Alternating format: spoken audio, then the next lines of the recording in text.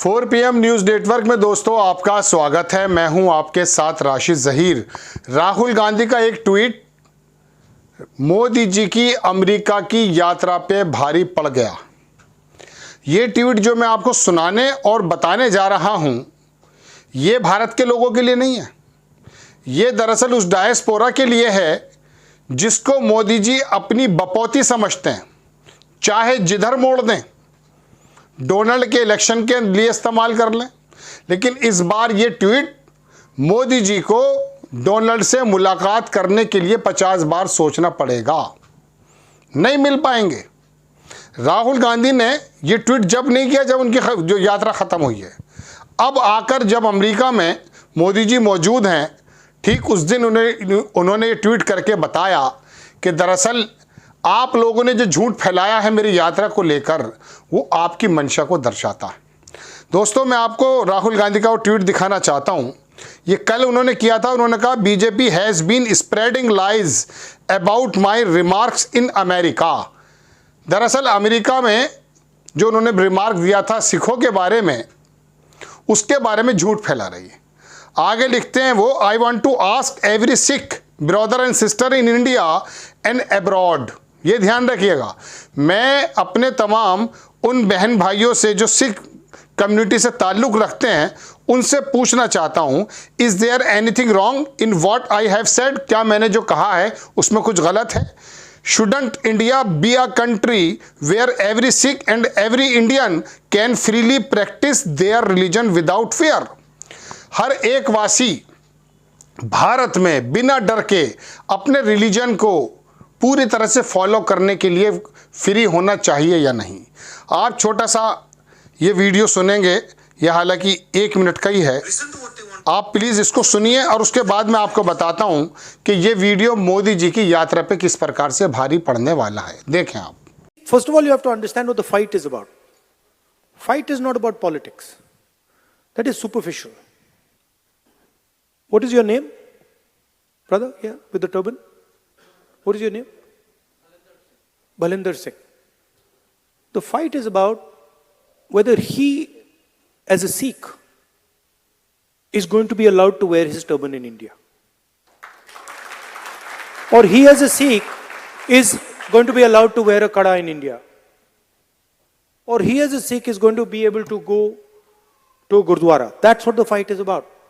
And not just for him, for all religions. And what the RSS is basically saying is that certain states are inferior to other states. Certain languages are inferior to other languages. Certain religions are inferior to other religions. Certain communities are inferior to other communities. This is what the fight is about. We are of the opinion that whether you are from Punjab, Haryana, Rajasthan, Madhya Pradesh, all of you have your history, all of you have your tradition, all of you have your language, and every single one of them is as important as any other one. The fight is about what type of India we are going to have. Are we going to have an India where people are allowed to believe what they want to believe? People are allowed to respect what they want to respect, say what they want to say, listen to what they want to hear? Or are we going to have an India where only few limited people can decide what is going to happen? And the problem is these people don't understand India. देख लिया आपने दोस्तों ये video. इसको जो है राहुल गांधी ने गुरमुखी में भी एक्चुअली इसको जो है रिट्वीट किया है।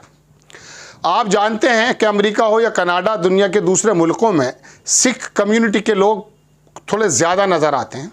ऐसा नहीं सारे सबसे ज़्यादा वही हैं, लेकिन फिर भी उन्होंने ये वाली बात कह के कि जो अमेरिका की यात्रा को लेकर यहाँ के देश के गोदी मीडिया ने और भारतीय जनता पार्टी के लोगों ने सिखों के संबंध में राहुल गांधी के कोड को मिसकोड करना बताया, और जिसके बारे में कुछ लोगों ने उनकी ज़बान काटने के बारे में, कोई उनको देशद्रोही बोलने लगा, कोई उनको बोलने लगा कि आपकी दादी जैसा आपका हश्र हो जाएगा, जो भारतीय जनता पार्टी का शायद पूर्व का विधायक है और सिख कम्युनिटी से ही आता है। जाहिर सी बात है वो बीजेपी की लैंग्वेज बोलेगा।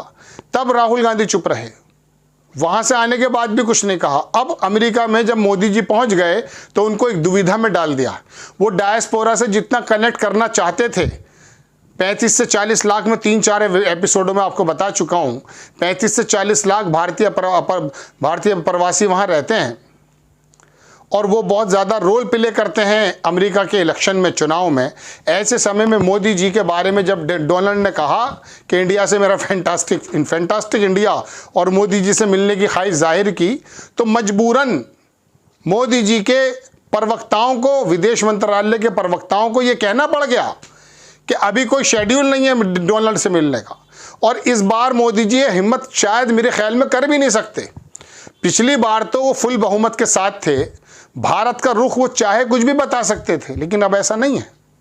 अब की बार उनको, वो दक्षिणपंथी नेता है डोनाल्ड, वो नफरती बातें करता है, जो अपने विधान भवन पर ही हमला करवा देता है, वो किस प्रकार का नेता है।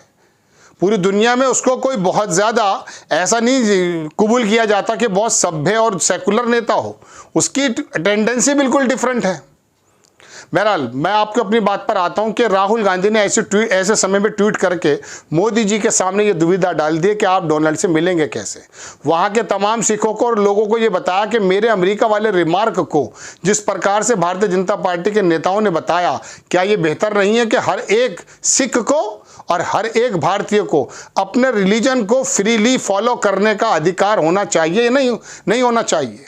यहां तो टोपी लगाते हुए डर रहा है भाई विशेष समुदाय का बंदा। आपको मैं सच बता रहा हूं, आप पूरे देश में देखिए हाल क्या बन रहा है।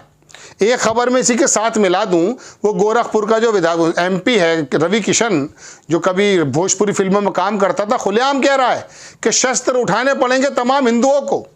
एक साधु जो अपने आप को बोल रहा था कि मैं जो हूँ आत्मदाह करने वाला हूँ, इतना मोटा पेट है उसका, वो आत्मदाह तो उसने किया नहीं है। इतनी बड़ी आंख करके मुंह पे धूनी वगैरह लगा के आंखें दिख रही हैं उसकी, वो कह रहा है कि बस ये कर दो फौरन, वरना उठा लेगा 100 करोड़ हिंदू शस्त्र।